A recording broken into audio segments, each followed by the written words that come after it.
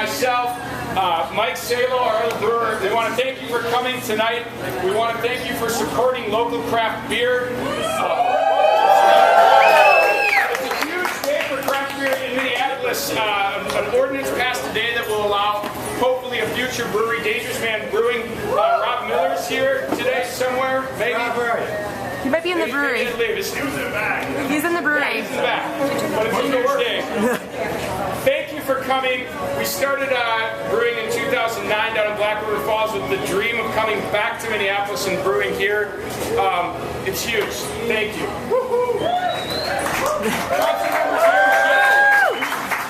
Councilmember Gary Schiff is here tonight to read a proclamation, and through his hard work and dedication, Minneapolis has a growler ordinance, has a tap room ordinance, and hopefully a new brewery. Yeah. And there's Rob from Dangerous Man Brewing.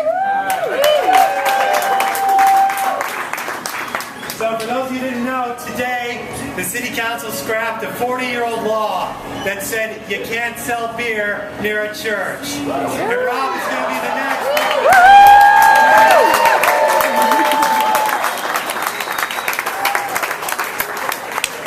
And so we got something here from the mayor and the City Council that I want to share with you all. A resolution honoring Fulton Beer. Whereas the oldest known recipe is for beer. It was found on a 4,000-year-old Sumerian tablet containing the hymn to Nimkasi, a prayer to the goddess of brewing. And whereas during the Middle Ages, they not only brewed beer in the monasteries, the monks were allowed to consume 5 quarts a day.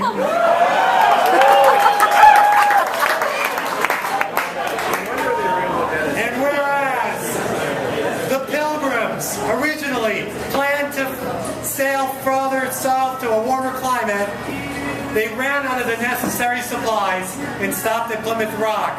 And as written in the diary of Mayflower passenger William Bradford, we could not now take time to further search for consideration, our victuals being much spent, especially our beer. And whereas Ben Franklin said simply, beer is proof that God loves us and wants us to be happy. And whereas the first consumer protection law ever written in the world was enacted by Duke Wilhelm IV of Bavaria in 1516. It was a purity law, limiting the ingredients of beer to barley, hops, and water. And whereas Minneapolitans and beer enthusiasts everywhere have embraced craft beers using local barleys and hops, creating flavorful and pleasing ales and lagers.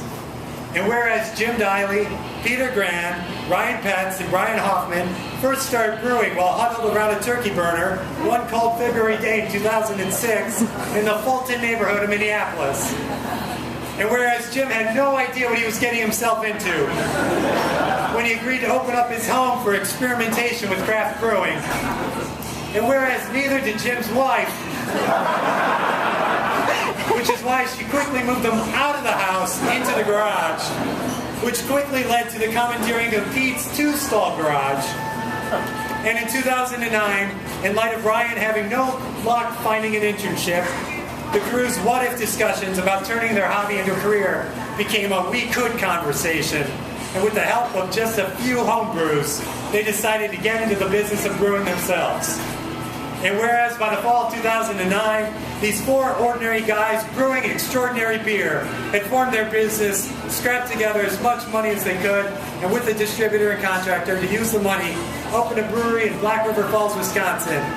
And whereas today, after vigorously demanded by local bars for their beer, and due to the support of local small businesses, demonstrated by the Minneapolis City Council's passage of the Brew Beer Hero Ordinance, the Tap Room Ordinance, the 4 owners now realize the opportunity to open the brewery of their dreams.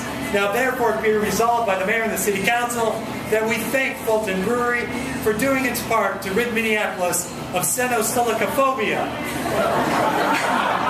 That's the fear of an empty glass.